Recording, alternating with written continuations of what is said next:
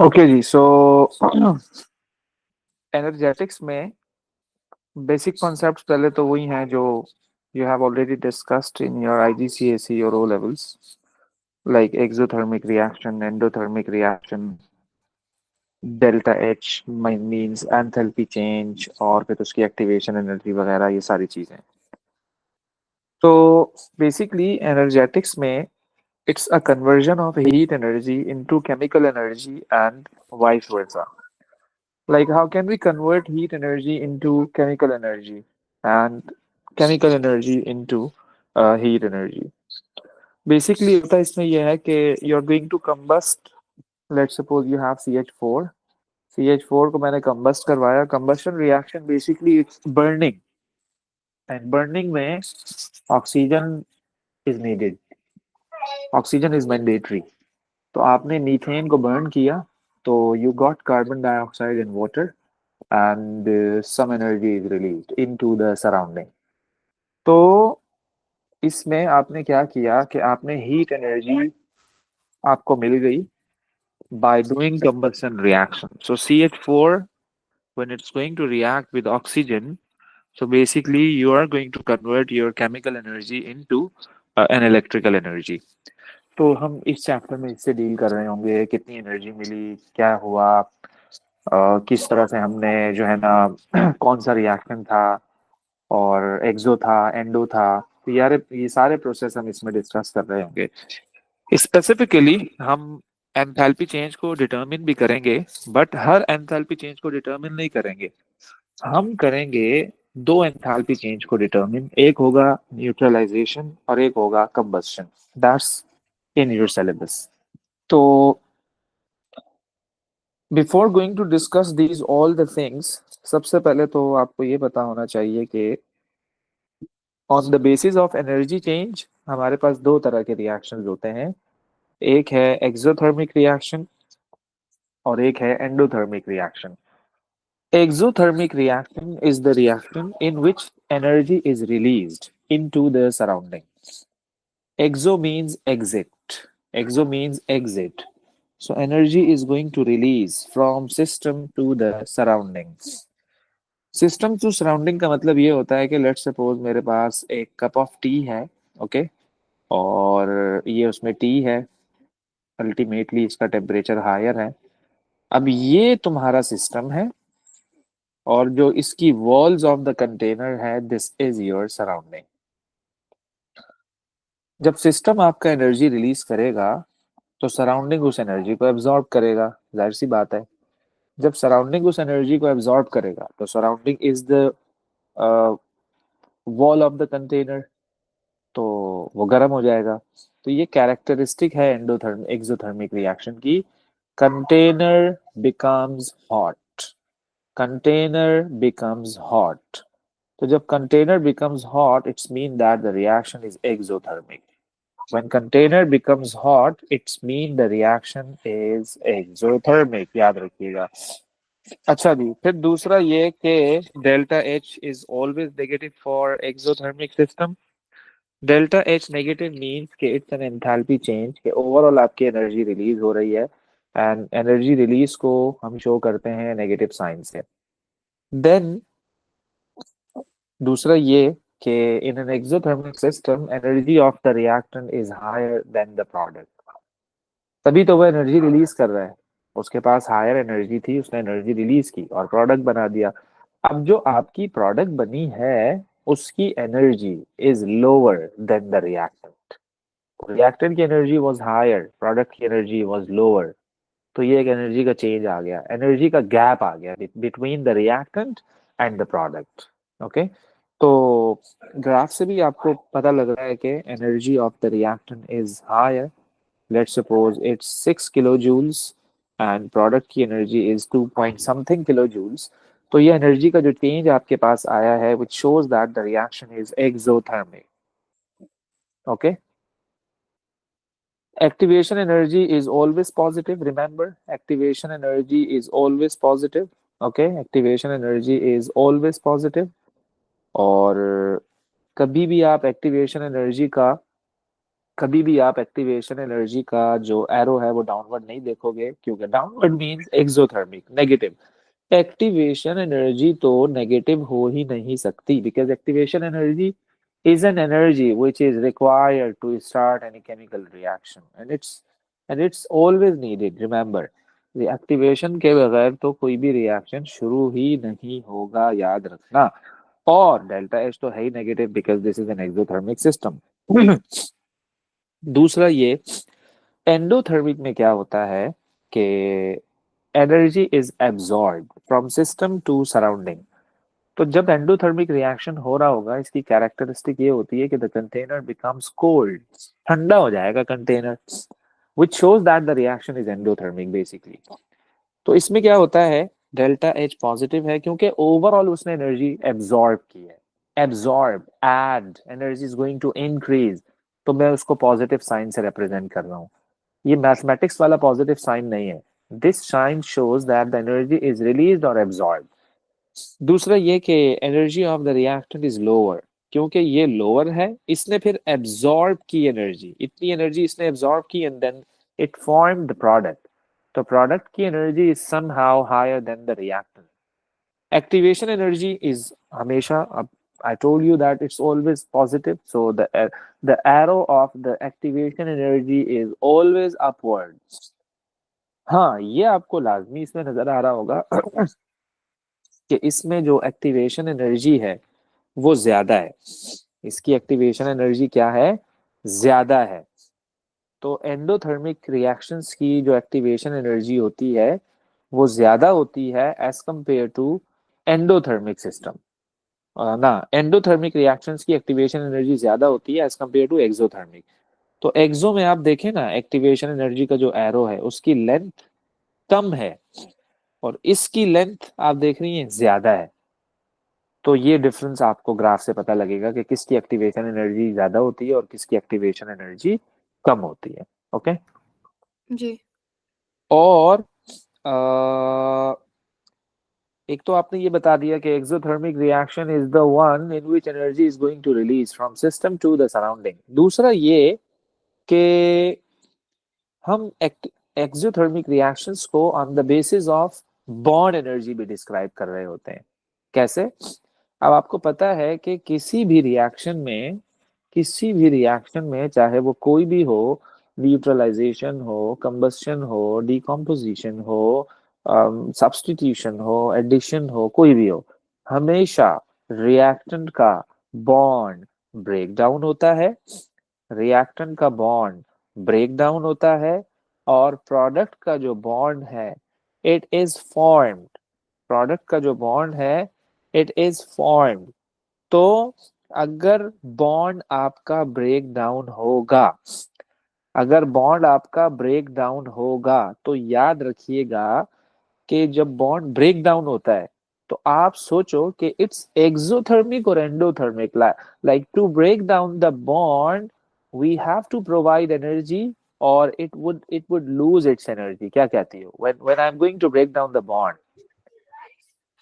Energy absorb करेगा। Energy absorb करेगा। ये हुई ना बात। तो जब वो एनर्जी एब्जॉर्ब करेगा तो आई कैन से कि इट्स एंडोथर्मिक। ऐसा ही है। जी। तो एंडोथर्मिक होता है ये जब वो एनर्जी एब्जॉर्ब कर रहा होता है और बॉन्ड आपका ब्रेक डाउन हो रहा होता है। और जब बॉन्ड आपका फॉर्मेशन होगी, बॉन्ड फॉर्मेशन होगी जब आपकी, तो बॉन्ड फॉर्मेशन में एनर्जी रिलीज हो जाएगी।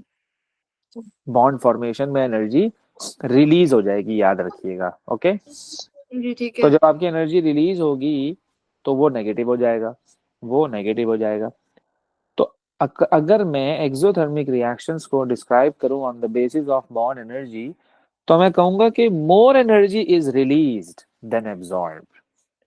इसका क्या मतलब है कि more energy is release than absorb? Let's suppose मेरे पास एक रिएक्शन है, ये वाला NaOH,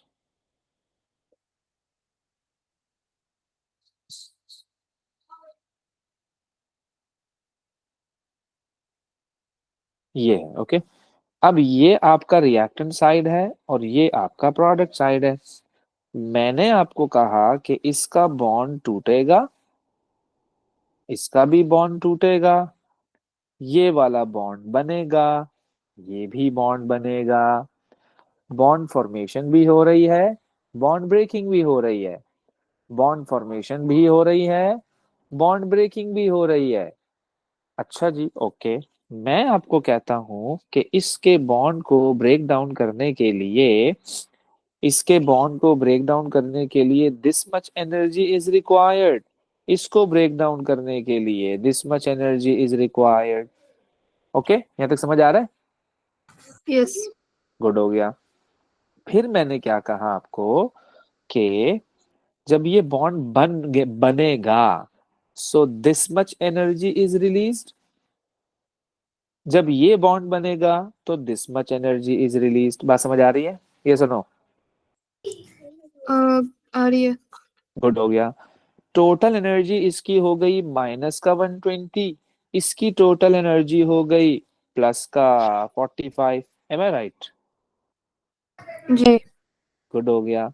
अब जब मैं आपको बोलूंगा इसका चेंज बताओ, सो यू वुड टेल के इट वुड बी माइनस का, माइनस का क्या, माइनस का व्हाट? माइनस मतलब 45 minus 120, what's the answer?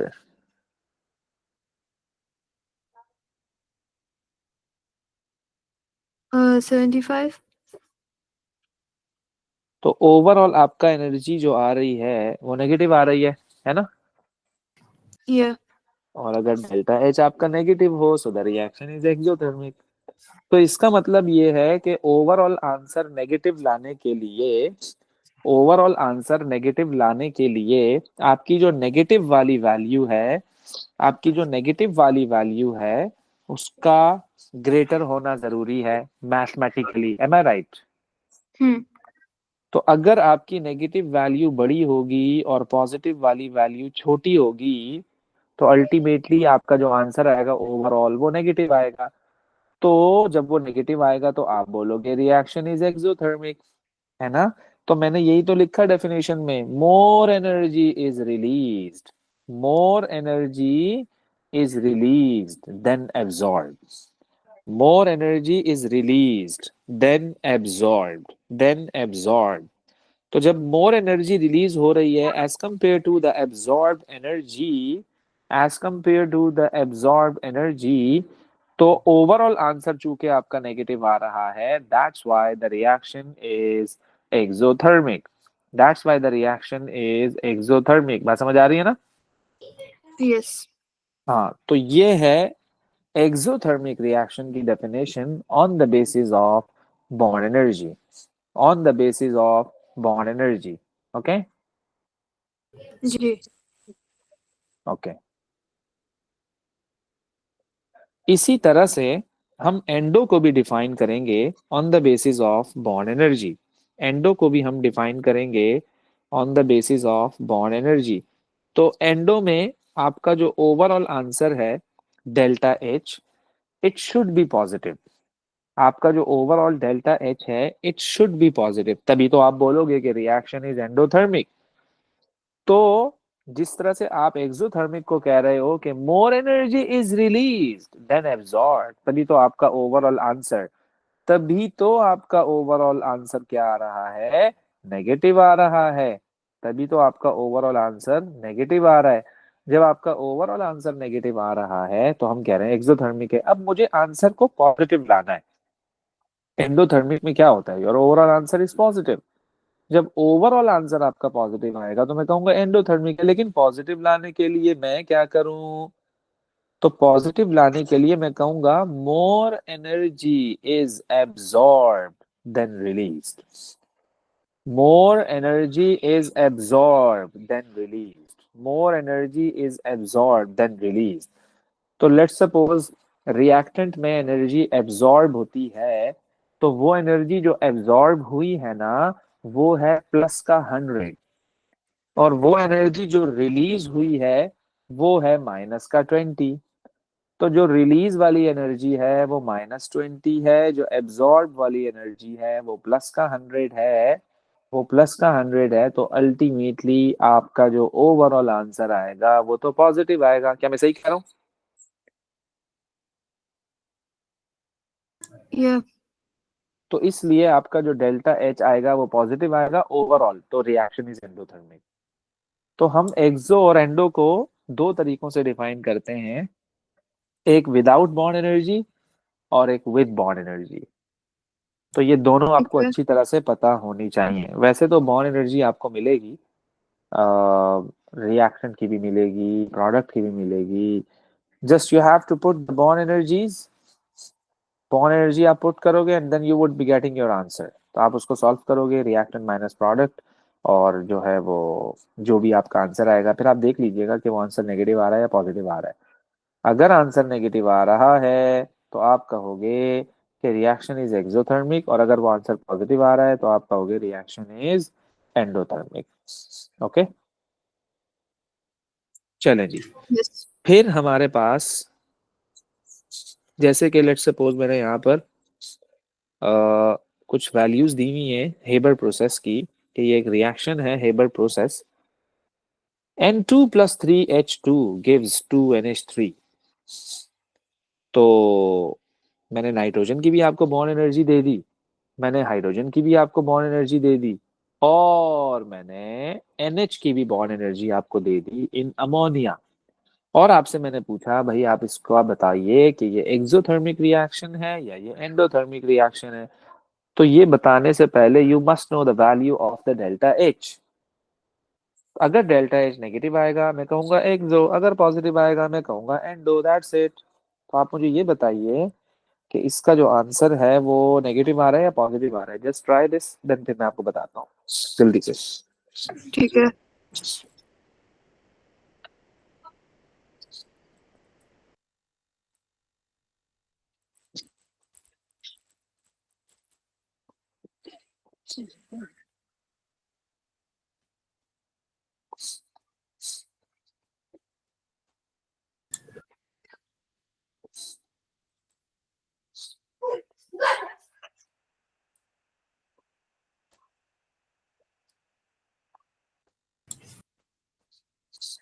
Uh, 1489 है।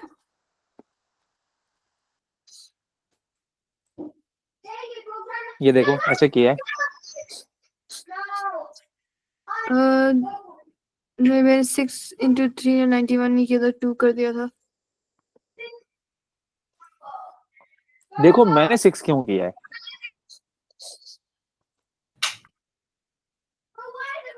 इसलिए बॉन्ड एनर्जी NH की दी हुई है, NH3 की नहीं। Exactly exactly. ठीक है।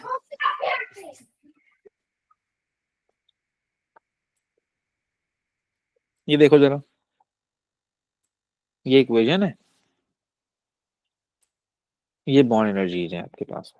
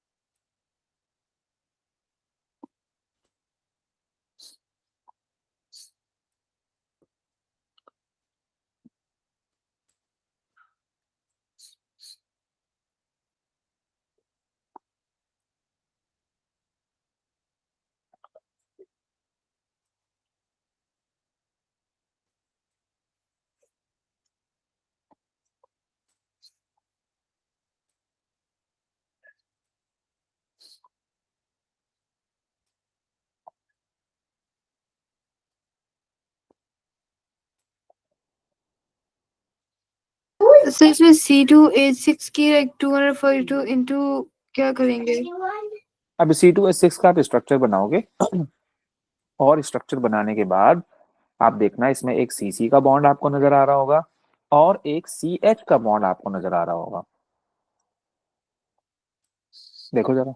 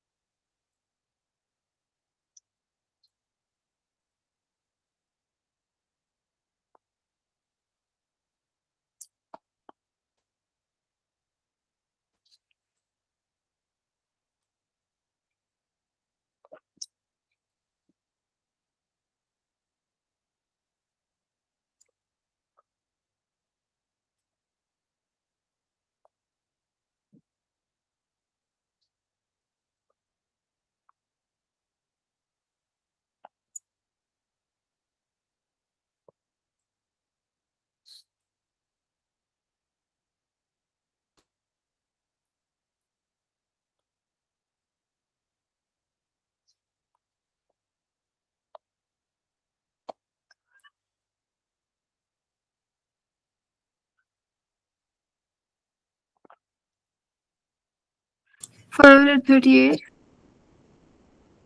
हम्म,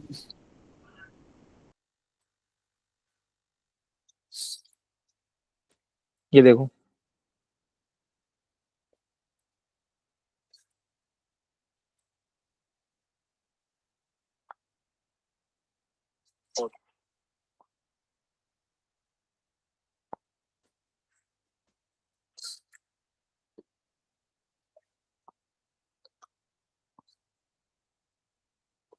कहाँ गलती की?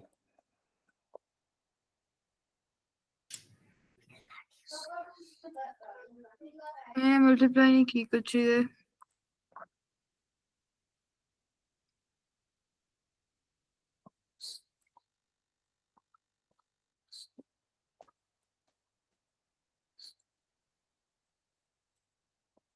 सेवन बाई टू क्या है?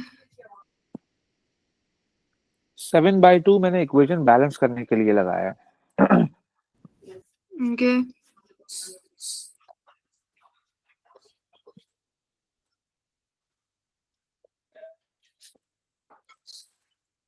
ठीक है।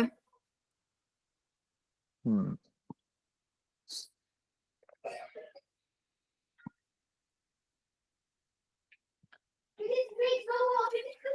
ओके।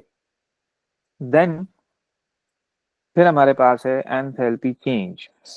फिर हमारे पास है एंथैल्पी चेंज। तो अब जाहिर सी बात है enthalpy change is an energy change between the reactant and the product.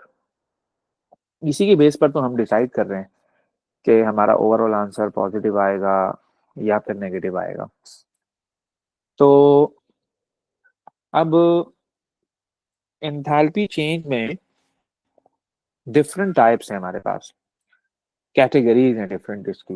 Let's suppose standard enthalpy change, अच्छा एक एंथैल्पी चेंज है, एक स्टैंडर्ड एंथैल्पी चेंज है। जब आप एनर्जी को मेजर करोगे under standard conditions, like temperature should be 25 degrees Celsius, pressure should be 1 atmospheric, concentration should be 1 मोल पर डीएम क्यूब। इस कंडीशंस में रहते हुए अगर आप एनर्जी मेजर करोगे तो वो होगी स्टैंडर्ड एंथैल्पी चेंज। वो होगा स्टैंडर्ड एंथैल्पी चेंज। तो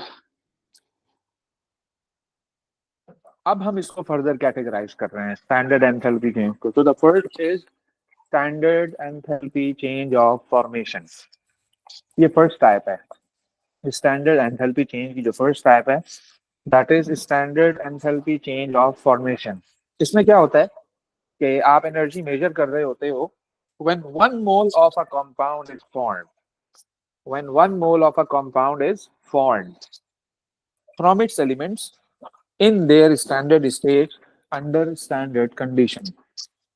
When 1 mole of a compound is formed from its elements.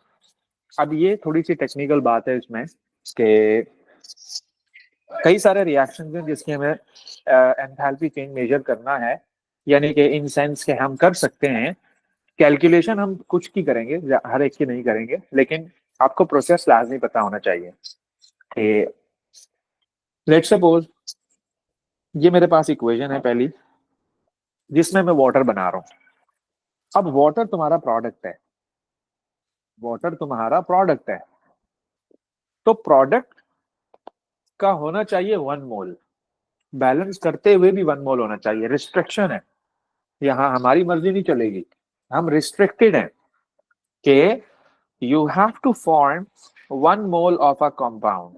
You have to form 1 mole of a compound. अच्छा जी, मुझे वाटर बनाना है, वाटर बनेगा किस चीज से, ये भी एक सवाल है। वाटर बनेगा उसके एलिमेंट से। ये डेफिनेशन है आपके इस प्रोसेस की। From when 1 mole of a compound is formed from its elements in their standard states। जैसे कि हाइड्रोजन की स्टैंडर्ड स्टेट होती है H2, वो भी गैस। ऑक्सीजन की स्टैंडर्ड स्टेट होती है O2, वो भी गैस। तो स्टैंडर्ड स्टेट, तो मैंने क्या किया, मैंने जब वाटर को बनाया तो बनाया किससे, H2 से और O2 से। लेकिन फिर वही बात है कि आपका जो वाटर है उसमें एक ऑक्सीजन है, लेकिन आपने जो रिएक्टेंट साइड पे ऑक्सीजन लगाया है वो तो O2 लगाया है आपने। रिएक्टेंट साइड पे तो आपने O2 लगाया है, तो उसको बैलेंस कैसे करूं मैं। इसको नॉर्मल तरीके से आप बैलेंस नहीं कर सकते। नॉर्मल तरीका क्या था हमारा, हम यहाँ लिख देते थे 2, कहाँ पर 2, और यहाँ भी हम लिख देते थे 2, इक्वेशन बैलेंस हो जाती थी।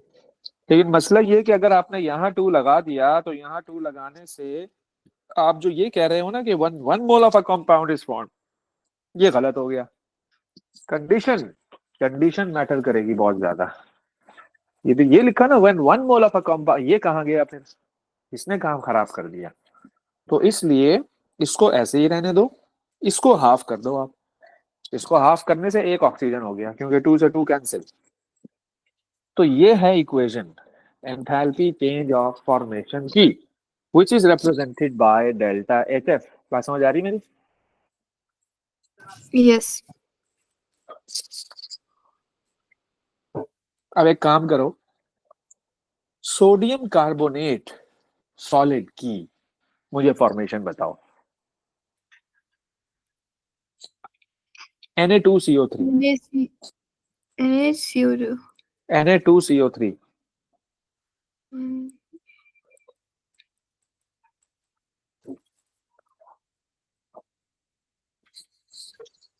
Na2CO3। Okay. हाँ जी,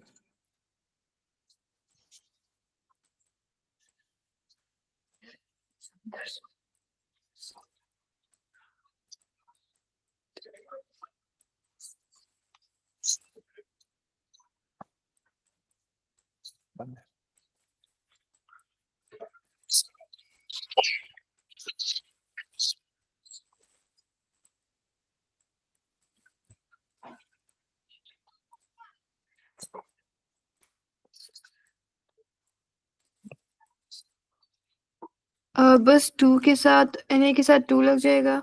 okay. 2Na plus CO3 forms हाँ हाँ हाँ हाँ हाँ, Na2CO3. नहीं नहीं नहीं, CO3 क्यों लिखा आपने एक साथ? डेफिनेशन तो ये कह रही है कि फ्रॉम इट्स एलिमेंट्स, डेफिनेशन तो ओके ये ठीक कह है रही है कि from its elements. Ji.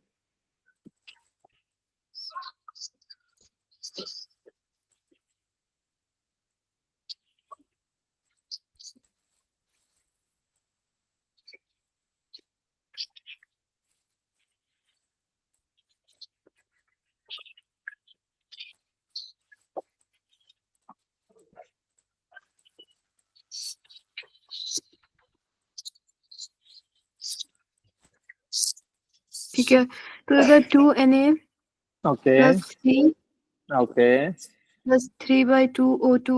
Exactly, ये हुई ना बात, ये हुई ना बात। Okay good. हम्म, तो अच्छा अच्छा अच्छा अच्छा अच्छा अच्छा अच्छा अच्छा, ओके ओके हो गया जी। तो बस ये कॉन्सेप्ट है भाई, कॉन्सेप्ट आपको पता होना चाहिए कि किस तरह से हम करेंगे। तो अच्छा, दूसरा मुझे ये बताओ कि C2H5OH की फॉर्मेशन बताओ।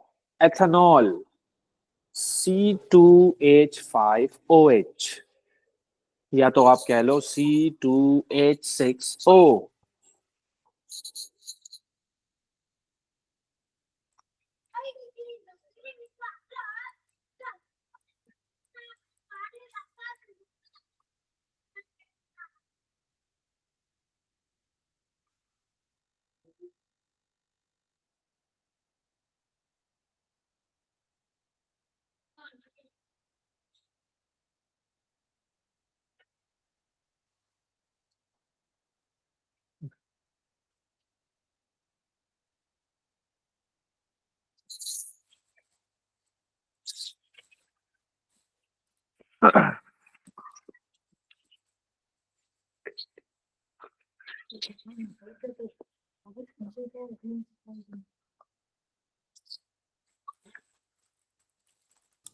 ये आएगा 2C plus 6H plus O forms C2H5OH. दोबारा बोलो। 2C हाँ plus 6H okay, six plus H, yeah, H की only standard. 3H2. Yes, Sorry. और फिर 1/2O2. सेट हो गया, ओके हो गया। 3/1/2O2, okay okay okay. तो ये है standard enthalpy change of formation. अच्छा, ये एक्सोथर्मिक होगा या एंडोथर्मिक, ये डिपेंड करेगा आपको एनर्जीज क्या गिवन है।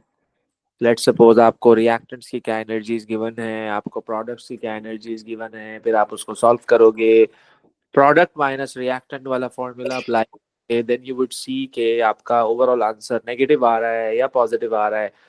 अगर नेगेटिव आ रहा है तो आपका हो गया एक्सोथर्मिक है, और अगर पॉजिटिव आ रहा है तो आपका हो गया एंडोथर्मिक है। तो आई कैन नॉट से एट द मोमेंट के दिस इज एन एक्सोथर्मिक और an endothermic, it depends, it varies. बात समझ आ रही मेरी?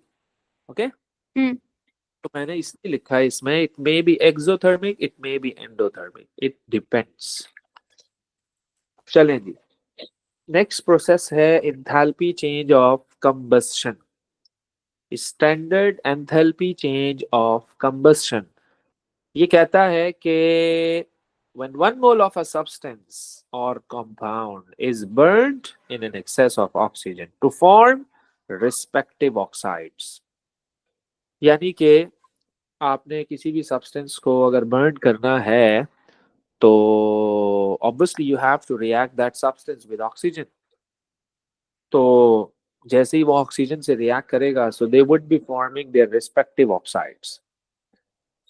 रिस्पेक्टिव ऑक्साइड्स का मतलब ये होता है कि जरूरी नहीं है कि कंबशन में CO2 और वाटर ही बन रहा हो, जरूरी नहीं है ऐसा। रिस्पेक्टिव ऑक्साइड का मतलब ये होता है, let's suppose if your reactant is CS2, let's suppose CS2 is carbon disulfide, तो जब आप उसको कंबस्ट करोगे तो you cannot expect that you would be getting the water as a product. Water तो तब बनता ना जब आपके रिएक्टर में हाइड्रोजन होता, हाइड्रोजन तो है ही नहीं, तो फिर वाटर कैसे बनेगा। तो रिस्पेक्टिव ऑक्साइड्स का मतलब ये होता है कि जो रिएक्टेंट्स में है उनके ऑक्साइड्स बनेंगे। फास्फोरस है तो फास्फोरस का ऑक्साइड, सल्फर है तो सल्फर का ऑक्साइड, कार्बन है तो कार्बन का ऑक्साइड। मेरी बात समझ आ रही? जी।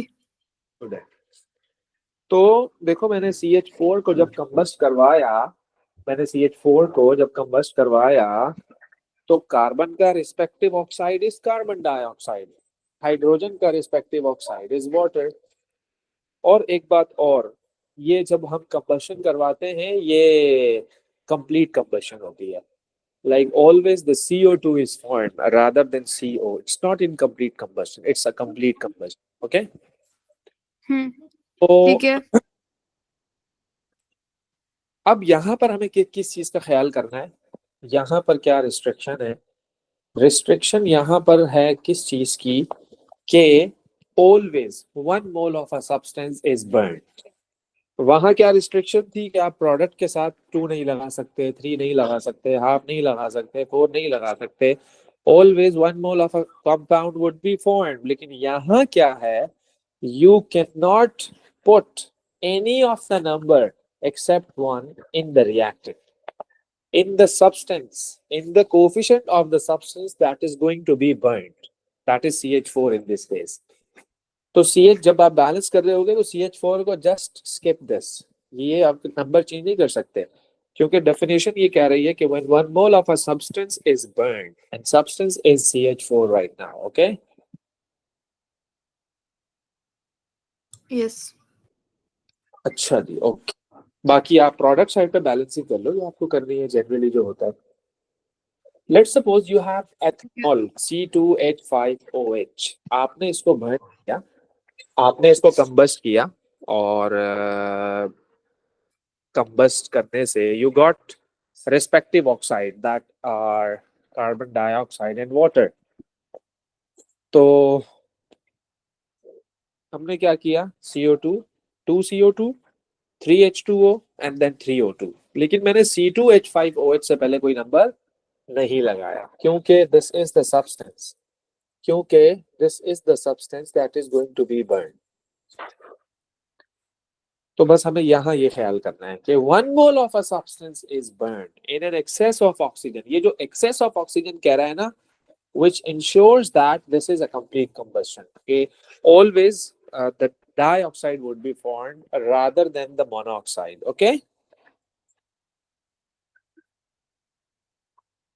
ऐसे ये भी है CS2 plus O2, C का respective oxide is carbon dioxide, S का respective oxide is sulphur dioxide. तो ये है रिस्पेक्टिव ऑक्साइड्स बेसिकली। अच्छा, combustion reaction is always, combustion is like standard enthalpy change of combustion। जो भी आपका क्वेश्चन आएगा इससे रिलेटेड, जब भी इससे रिलेटेड क्वेश्चन आएगा तो you would be getting the negative answer, you would be getting the negative answer। तो मैं ये नहीं कह सकता it may be exo it may be endo, understood है कि आंसर नेगेटिव आएगा। It should be exothermic, it should be exothermic always, it's always exothermic, always exothermic. तो फॉर्मेशन का डाउटफुल है, हम देखते हैं कि क्या है, क्योंकि वो डिफरेंट डिफरेंट होती हैं। लेकिन ये जो है आपका रिएक्शन की जो भी वैल्यू हो, प्रोडक्ट की जो भी वैल्यू हो, when you would solve then you would be getting overall. तो इट शोज के रिएक्शन इज एक्सोथर्मिक। तो तभी हम क्या देते हैं कि भाई combustion reaction is always exothermic. Okay, ठीक है। चलो जी, मुझे ये बताओ कंबस्शन ऑफ हाइड्रोजन को कैसे आप करोगी। मतलब let's suppose I'm asking के you have to make an equation for the combustion of hydrogen। दूसरा let's suppose, चलो मैंने मैंने मैंने आपको बता दिया कि ये एक इक्वेशन है, कि ये इक्वेशन है, और इसमें इस इक्वेशन अगर को CO2 नहीं हो रहा तो वो कैसे होता है कंबशन? let's suppose ये है इक्वेशन, देखिएगा जरा।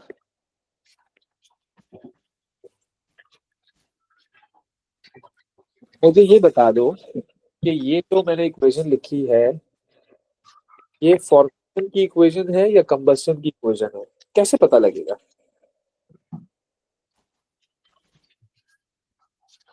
या ये दोनों में से कुछ भी नहीं है, क्या कहती हो? एक्सोथर्मिक है प्रोडक्ट, नहीं ये अभी फॉर्मूला तो एनर्जी फॉर्मेशन है या कंबस्शन है या कुछ भी नहीं है? कुछ भी नहीं है, कंबशन नहीं है, कैसे पता लगा? इसलिए CO2 नहीं फॉर्म हो रहा। नहीं ना, नहीं नहीं, मैंने आपको पहले ही बताया कि देखो वही बात आ गई ना कि मतलब जरूरी है क्या, मतलब कंबशन हो रही होगी तो CO2 बनेगा? अगर है ही नहीं रिएक्टेंट में कार्बन तो how you would getting CO2? जी हाइड्रोजन है, हाइड्रोजन को तुम कंबस्ट करवा रहे हो तो सही है, वाटर बन रहा है, हाइड्रोजन का respective oxide is water, that's it. लेकिन ये फिर भी कंबस्शन नहीं है, मतलब कि it's not an standard enthalpy change of combustion, क्योंकि according to the definition there should be 1 mole of a substance that is going to be burnt, but it's 2 mole. Am I right? जी Condition कहती है कि it should be 1 mole of a reactant, but it's not 1 mole of a reactant. ठीक है। And if you are thinking that this is the formation equation, this is not the formation equation. क्यों? According to the definition, 1 mole of a compound is formed. ये तो 2 mole of a compound form हो रहा है, ये तो 2 mole of a compound form हो रहा है, okay? Ji So that's why, again, this is not the formation equation. ये कुछ भी नहीं है, it's a simple enthalpy change. Okay? तो हमें देखना पड़ेगा कि क्या कंडीशंस अप्लाई हो, वहां पर क्या लिखा हुआ है क्या नहीं लिखा हुआ है। ये क्रॉस क्वेश्चनिंग जो यहाँ से होती है वो इस तरह होती है कि यहाँ बच्चा कंफ्यूज हो जाता है कि मैं क्या बोलूँ और क्या चीजें मैं देखूं और क्या चीजें मैं ना देखूं। यहाँ तो कोई क्वेश्चन क्लियर है सब? नहीं ओके गुड। यस बाकी इसमें जो चीजें रहती हैं वो ये हैं, खैर थोड़ा सा कैलकुलेशन वाला टॉपिक थोड़ा मुश्किल लगता है बच्चों को, क्योंकि अचानक से चीजें चेंज हो जाती है। यूनिट 1 से यूनिट 2 में जब आते हैं तो थोड़ा सा जंप आता है, बिल्कुल कंटेंट चेंज हो जाता है। तो ये है कि इंशाल्लाह 2 क्लासें हमें इसकी और चाहिए, 2 क्लासें हमें इसकी और चाहिए तो ये खत्म हो जाएगा। ओके, यस ये वाला टाइम सही है या 4 बजे वाला ही टाइम सही है? ये ज्यादा इजी है से, वरना मेरे लिए ज्यादा अर्ली हो जाता है। बस सब तो ज्यादा अच्छी बात है। ओके, बस इंशाल्लाह भी 5 बजे ज्वाइन किया करो। ओके, कल भी कोई ठीक है। देख लो, एक मिनट देख लो कल क्या है, 5 5 5 कल की कोई मसला नहीं। ओके हो गया, सही है। जी